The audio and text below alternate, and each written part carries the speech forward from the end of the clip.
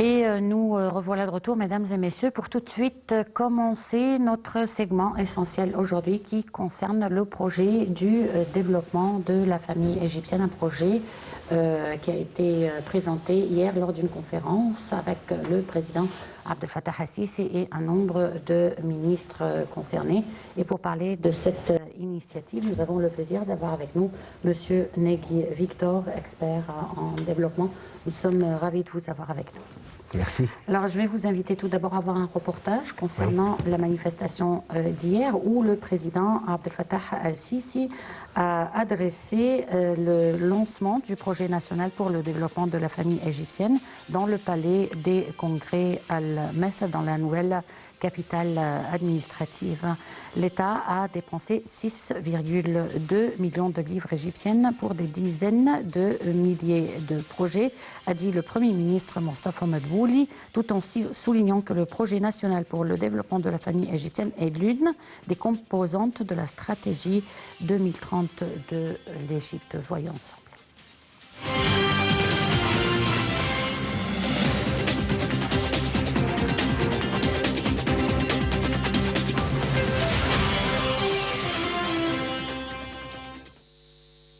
Lors de son allocution, le président de la République a souligné la nécessité de travailler sans repos afin de parvenir au développement, ajoutant que le projet de développement de la famille est un pilier essentiel de l'État pour changer la réalité pour le mieux.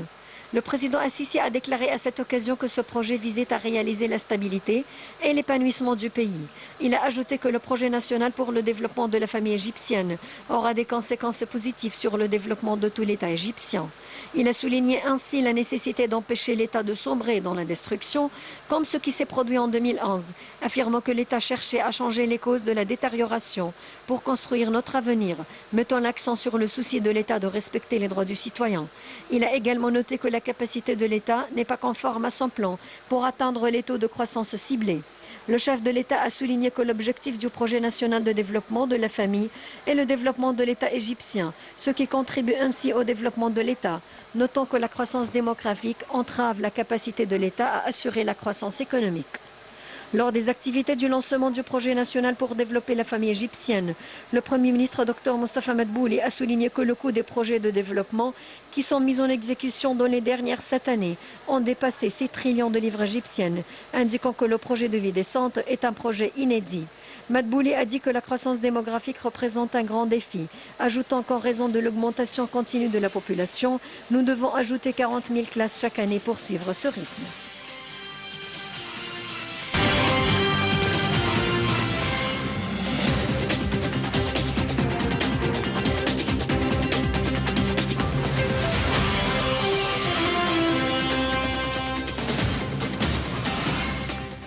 Alors, Monsieur Negui Victor, veuillez nous présenter et présenter aux téléspectateurs l'essence du projet du développement de la famille égyptienne. Oui. Il faut dire que depuis 7 ans que le président est devenu, après les élections, le président de la République, il a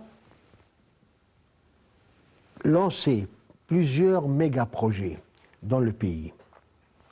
On connaît tous les projets, y compris l'élargissement du canal de Suez, le projet de Toshka, toutes les nouvelles villes dans les communications. Mais il faut dire que tous ces projets ont un seul but, ou disons qu'ils ont un but principal, c'est la personne égyptienne, le citoyen. Et c'est ça qu'ils visent.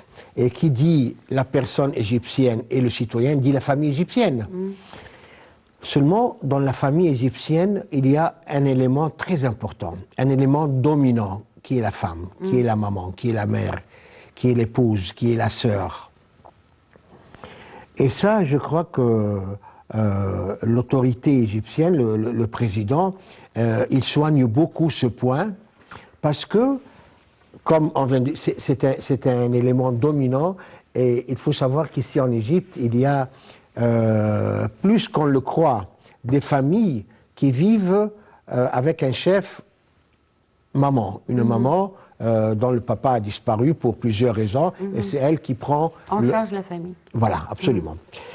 Alors, hier, le président, il a mis noir sur blanc qu'il y a un problème très important, et c'est l'explosion démographique.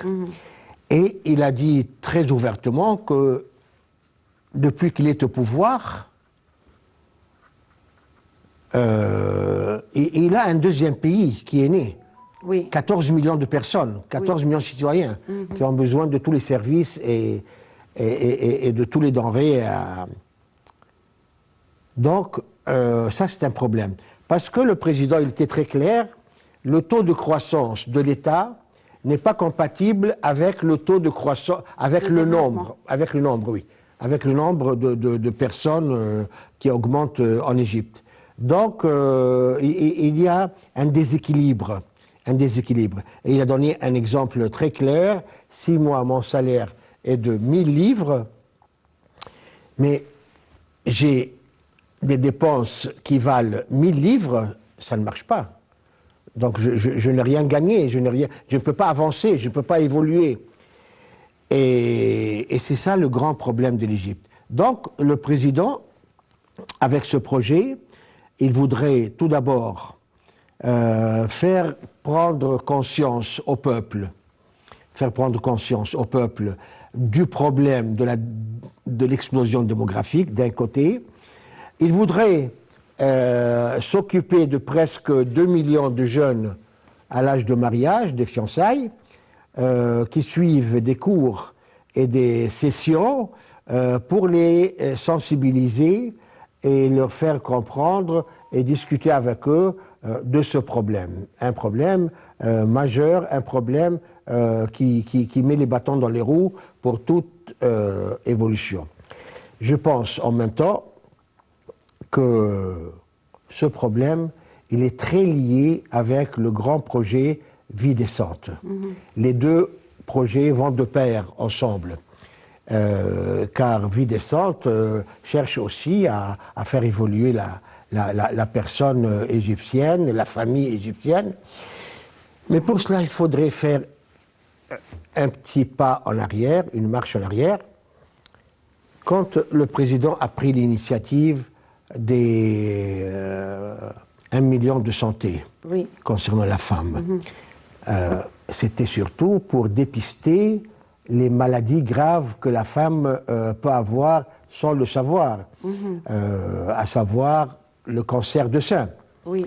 Et le président, il a demandé à toutes les femmes de se présenter, d'aller dans les centres médicaux, d'aller dans les hôpitaux. Il leur a même offert faire des mammographies gratuites. Et Dieu sait si ce n'est pas coûteux. J'en ai l'expérience. Et bien maintenant, toutes les femmes pouvaient aller dépister ce cancer. Donc ça, c'est pour la femme. Mais la femme est très liée à son enfant. Donc pour les enfants, il y a l'initiative qui a été prise aussi dans les écoles pour vérifier la santé des élèves dans les primaires, que ce soit l'ouïe ou la croissance ou la nourriture, le repas scolaire. Voilà, voilà, qui est présenté, comment qu'il est formé et de quoi le contenu de ce repas. Donc tout, c'est, comment vais-je dire en français, c'est un filet. Oui. C'est un filet. Tous ces projets et toutes ces initiatives se rencontrent et vont à un seul but, le même. La personne égyptienne, la famille égyptienne, la maman égyptienne, ainsi de suite. Je dirais même le grand projet de Toshka. Le président, il a dit, il y a 60 000 occasions de travail. Allez-y, quand il était à Assouan et à Ken, il a invité les jeunes à aller travailler là-bas à 3 000 livres par mois. Il y a du travail là-bas. Mais une personne qui travaille, une personne qui a un revenu mensuel, c'est une personne qui trouve un équilibre mental, un équilibre sentimental, un équilibre social, puisqu'il a un revenu, il n'est pas chômeur et il peut s'occuper d'une famille.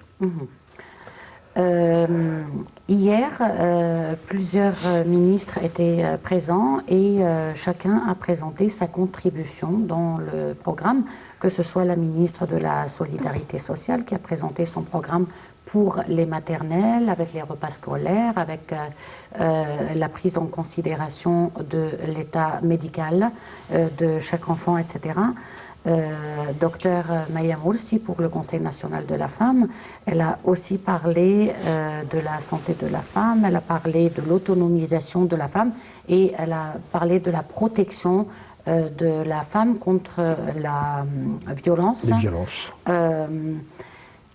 Des dossiers très complexes, je veux dire des dossiers vraiment très complexes et avec une, comme vous l'avez dit, une démographie très importante. Comment est-ce que le gouvernement peut procéder pour faire réussir ce projet et avoir de réels résultats concrets affinant le profil du citoyen égyptien dans des conditions quand même assez vulnérables? Comment est-ce que cette équation peut se réaliser? Oui. Moi, je crois que dans ce que vous dites, Nermine, il y a deux parties. Il y a deux parties. Il y a le citoyen, la société, la famille, et il y a l'État. En ce qui concerne l'État, son travail, c'est de créer des projets, de donner du travail, des postes. Et ça, c'est pas ce qui manque. Le gouvernement investit énormément dans les infrastructures, que ce soit la construction des routes, plus que 7000 km de routes construites, que ce soit dans les projets de transport, que ce soit le métro, je vais dire TGV comme en France, mais je ne sais pas comment on peut... les trains à grande vitesse. Si vous voulez, voilà. Les trains à grande vitesse, ou même les trains électriques, le métro. Donc, le gouvernement a la responsabilité de créer des postes. Parce que, comme je viens de le dire, une personne qui n'a pas du travail, un chômeur, il ne vaut pas grand-chose. Malheureusement, à dire ça, c'est méchant de ma part, mais c'est la vérité. Il faut avoir du travail, il faut avoir un revenu, et là, on a un équilibre social. Bon, comment est-ce que, Monsieur Nagui Victor, comment est-ce qu'on peut mettre fin à ce vice de chômage? Comment est-ce qu'on peut l'éradiquer? Ils ont parlé aussi d'une chose très importante hier en relation avec ça, et ce sont les nouvelles spécialisations. Oui. Effectivement, si on continue à avoir des étudiants ayant choisi des filières qui ne correspondent plus au marché de travail, c'est sûr qu'ils vont être au chômage. Donc, comment résoudre cette autre équation qui est aussi difficile? Mais ça c'est très compliqué, ce que vous venez de dire. C'est très compliqué. Parce que il y a entre je veux être chômeur, je suis paresseux, je suis fainéant, je veux rien faire et le bon Dieu va m'envoyer de l'argent et du pain. Ça, c'est un cas. Mais il y a effectivement les étudiants qui font l'université, qui étudient, dont les parents dépensent pour les pousser à avoir un diplôme. Et puis à la fin, ils découvrent que ce diplôme, il ne vaut pas grand-chose. Il n'est pas approprié au marché actuel du travail. Absolument. Et c'est pour ça que le gouvernement actuellement, avec les hommes d'affaires et les responsables d'entreprises, ils ont des réunions ensemble pour leur demander de quoi avez-vous besoin, de quelle spécialité. Et effectivement, actuellement, il y a, c'est pas des universités, mais des écoles, des hautes... Des instituts. Des instituts pour former, je veux dire n'importe quoi, des spécialistes dans le filature et tissage, des spécialistes... Dans la technologie, surtout. Mais ça, c'est un autre niveau. Oui. La technologie, c'est pas au niveau des écoles ni des instituts. La technologie, c'est plus, ça touche à l'engineering, plutôt. Et effectivement, ça existe, mais ça n'existe pas assez. Ça n'existe pas assez. Et effectivement, il faudrait élargir ce domaine parce qu'on a besoin de techniciens de haute qualité dans la technologie. Et c'est le marché international. Tu peux travailler désormais de chez toi pour avoir un poste en Allemagne. Oui. Ou aux Pays-Bas. Tu n'as pas besoin de te déplacer et tu auras toujours le poste d'ingénieur informaticien. Donc,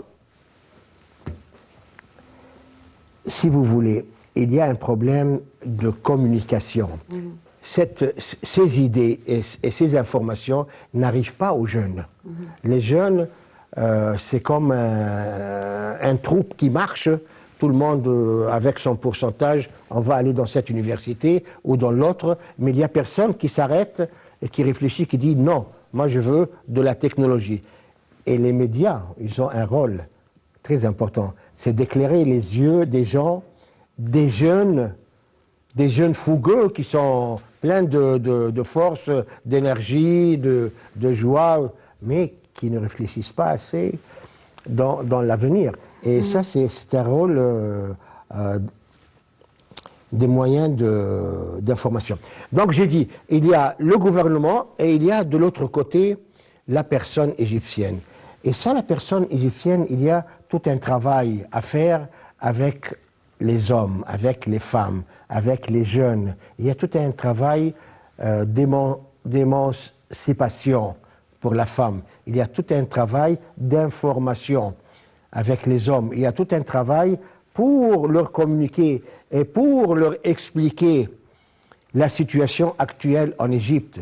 C'est très grave ce que le président a raconté hier, parce que c'est vraiment, on se tape la tête devant un problème qui est l'explosion démographique. Et il faut que les gens d'eux-mêmes, de l'intérieur, soient convaincus qu'il ne faut pas faire plus qu'un enfant ou un enfant et demi. Oui, mais hier, en présentant les causes de une partie des causes de cette explosion démographique, Dr Maya Moursi a présenté certaines raisons selon lesquelles les femmes font face à cette explosion démographique, dont le fait de vouloir un fils, le fait de vouloir 2, 3 et 4 enfants pour les aider à travailler, etc., donc la pauvreté, et des informations religieuses erronées. C'est pour ça qu'hier qu'on avait l'Église et Al-Azhar qui était représenté pour justement expliquer religieusement parlant quelle est la responsabilité des parents vis-à-vis à leurs enfants. C'est très important ce que vous venez de dire. Moi, je dirais que effectivement, la femme a tendance à faire des enfants jusqu'à avoir un garçon. Oui. Et puis il devient un garçon gâté, pourri, et qui ne sert plus à rien. Parce qu'on l'attendait, il a 3, 4 sœurs à côté, il faut qu'il serve ses sœurs, qu'il fasse n'importe quoi. Tout est permis, tout est accepté, et à la fin, je répète, on a une personne gâtée, pourrie, qui ne sert à rien. 2, mettre des enfants, mais c'est surtout dans les milieux ruraux, oui, non pas en ville. Parce que, et ça encore de moins en moins, pourquoi? Parce que maintenant, la culture, c'est des machines, c'est mécanisé. Donc, ce n'est plus la force des bras ou le nombre. Il y a encore ça, on a besoin de main-d'œuvre, tout ça, effectivement. Tout le monde n'est pas. Pour l'agriculture. Oui. Et il y a des machines maintenant. Oui. Des machines. Mais il faut avoir une grande propriété, investir, et puis. Troisièmement, le point de la religion. Et moi, je pense que ça, c'est un point encore décisif. Si nos cheikhs et nos prêtres ne sont pas convaincus de l'importance de communiquer au peuple, que ce soit l'homme ou la femme, d'expliquer que ce problème est très mauvais et que c'est un problème, c'est pas ce que Dieu demande, ce n'est pas ce que Dieu veut, de faire des enfants et faire tourner la machine. Plutôt avoir un enfant ou 2 enfants maximum, bien éduqués, bien instruits, bien élevés, c'est mieux que d'avoir 3, 4 qui sont en bonne santé. Absolument. Mais ils l'ont fait hier. L'Église et Al-Azhar ont présenté ce point de vue. Il y a combien de curés, il y a combien de cheikhs? Oui. Alors, s'il y a 5% seulement qui sont convaincus, il y a 95% qui prêchent dans les mosquées, dans les églises, faites des enfants, l'enfant va arriver et le bon Dieu va lui envoyer sa nourriture et... Non. Ça, d'une part. Et d'autre part, vous avez la pauvreté aussi. Pourquoi? Parce qu'à cause de la pauvreté, on fait des enfants? Dans certains milieux, on fait des enfants, oui, pour les pousser à travailler plus tard, pour aider, contribuer à aider la famille. Ah oui, d'accord. Ça, c'est d'une part aussi. Et puis, on a parlé aussi hier des mariages précoces. Tout ça, c'est des phénomènes très nocifs pour la société, qu'il faut absolument éradiquer. Il a fait une très belle proposition, le président, quand il a dit, ma fille qui se marie, je lui ai dit, attends un an ou deux. Regarde comment tu vis, comment la vie va t'amener, quelle expérience que tu vas avoir, qui est la personne qui est en face de toi. Et puis, commence à faire un enfant ou deux. Mais si tu te maries pour faire des enfants, après il y a des problèmes, après il y a le divorce, tu te trouves des femmes solitaires. Oui, justement, à propos aussi du divorce, Dr Maya Moursi l'a présenté, Dr Nevin Kobesh l'avait présenté et le président l'avait présenté auparavant. Nous sommes arrivés à des pourcentages très très élevés de divorces en Égypte. Pourquoi, à votre avis? Moi, je pense que le mariage en Égypte, très souvent, est prématuré. Parce que... Il n'est pas assez préparé, vous voulez dire? Dans la vie, il n'y a pas assez de relations entre garçons et filles. Oui. Déjà dans la jeunesse, que ce soit dans les universités, les écoles, la société, le travail, il n'y a pas assez de relations légales, de relations sages, de relations logiques entre gars. Mais alors, je veux me marier maintenant. Allez, tu choisis cette fille. Il a choisi, il n'a pas d'expérience. Et la première année, c'est une année très difficile dans le mariage, puisqu'on a des caractères qu'il va falloir forger pour que les deux caractères s'accommodent ensemble. Et trop souvent, malheureusement, le divorce arrive. Ou on a un enfant et le mari n'arrive pas à subvenir aux besoins de la famille. Outre cela, bien sûr, le président a parlé hier des rôles et des responsabilités de chacun des deux partenaires qui vont commencer une vie conjugale ensemble. Ils ne sont pas assez informés de leur rôle et de des limites de leur rôle et de leurs responsabilités dans la famille. Ça, c'est une chose que les organisations non gouvernementales, par exemple, pourraient aider à éclairer les gens sur ces domaines, ou bien comment cela... Je vais vous dire une chose. Je veux dire, chez nous, c'est nos parents qui le font. Mais pour les gens qui ont un niveau d'instruction quand même assez... élevé. Assez, je dirais, réduit. Ah, plutôt.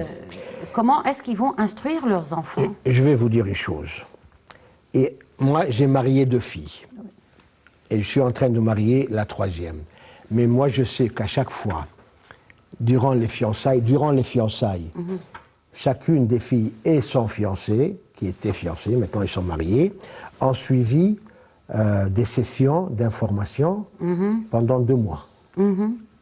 Et je pense qu'ils ont parlé de tels programmes hier. La ministre de la Solidarité sociale a parlé de ça, des programmes préparant les couples à fonder une famille. Il faut absolument.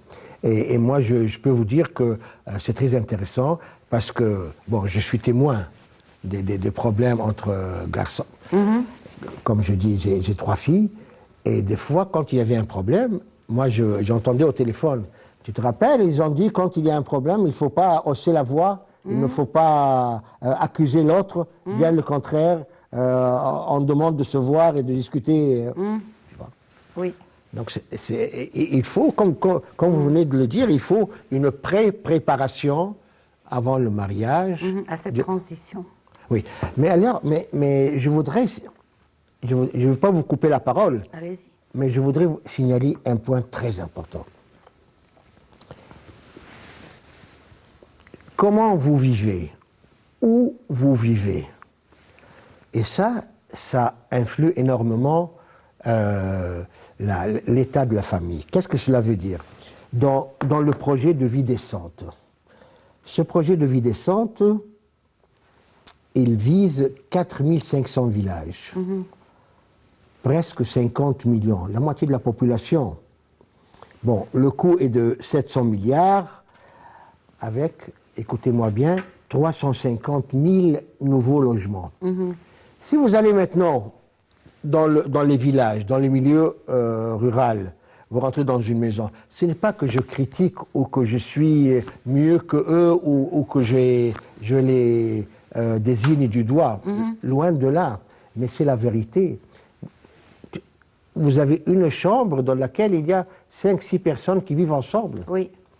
Et tout se passe en même temps en commun. Quelle morale que la fille peut avoir ou le garçon peut avoir. Mais alors, avec ce projet de vie décente, la reconstruction des maisons, Oui. tu as ta chambre, tu as ton bureau, tu as de l'eau, tu ne vas pas chercher l'eau à la pompe dans le village, mais tu ouvres le robinet. Oui. Tu ouvres le robinet, tu as de l'eau, tu peux te laver. Ça fait que tu deviens propre. Tu deviens propre de corps, de cœur et d'esprit. Tu deviens humain, en quelque sorte. Voilà, voilà. Bon, sur ce, on espère, en tout cas, on espère voir ça dans toutes les familles égyptiennes et on espère que les jeunes vont être proactifs pour s'informer, pour s'instruire ou pour suivre toutes ces initiatives et ces programmes offerts par l'État. Monsieur Negui Victor, je vous remercie beaucoup d'avoir répondu à notre invitation. Je vous remercie aussi de nous avoir suivis. On se retrouve donc demain à la même heure avec une nouvelle édition de Direct et un nouveau colloque. Au revoir.